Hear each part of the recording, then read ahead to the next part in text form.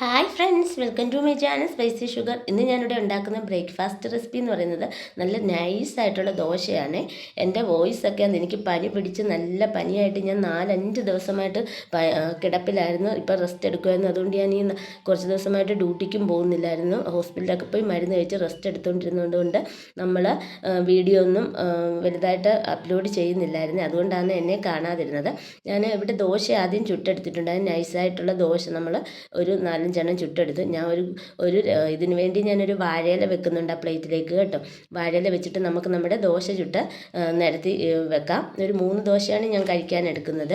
അതുപോലെ തന്നെ ഞാൻ നാടൻ മുട്ട, നമ്മുടെ കോഴിയിട്ട, നമ്മുടെ വീട്ടിൽ വളർത്തുന്ന കോഴികൾ ഇടുന്ന മുട്ടയാണ് ഞാനിവിടെ എടുത്തേക്കുന്നത്. അതുപോലെ തന്നെ കാന്താരി ചമ്മന്തി അരച്ചെടുത്തിട്ടുണ്ട്. അത് കടുവറുത്തിട്ടത് നമ്മുടെ പ്ലേറ്റിലേക്ക് വെക്കുകയാണ്. അതുപോലെ സാമ്പാറും ഉണ്ടാക്കിയിട്ടുണ്ടായിരുന്നേ. സാമ്പാറും അതിലേക്ക് ഒഴിച്ചു കൊടുത്തിട്ടുണ്ട്. പിന്നെ നാടൻ മുട്ട ഒരെണ്ണം എടുത്ത് പുഴുങ്ങിയത് കഴിക്കുന്നുണ്ട്. അതുപോലെ പിന്നെ നമ്മുടെ തേയില വെള്ളം, നമ്മുടെ പത്തനംതിട്ടക്കാർ പറയുന്ന പോലെ നമ്മൾ തേയില വെള്ളം, ചിലടത്ത് കട്ടൻ ചായ എന്നൊക്കെ പറയുമല്ലോ, അതുപോലെ തേയില വെള്ളവും കട്ടൻ ചായയും ദോശയും സാമ്പാറും ചമ്മന്തിയുമായിരുന്നു നമ്മുടെ റെസിപ്പി.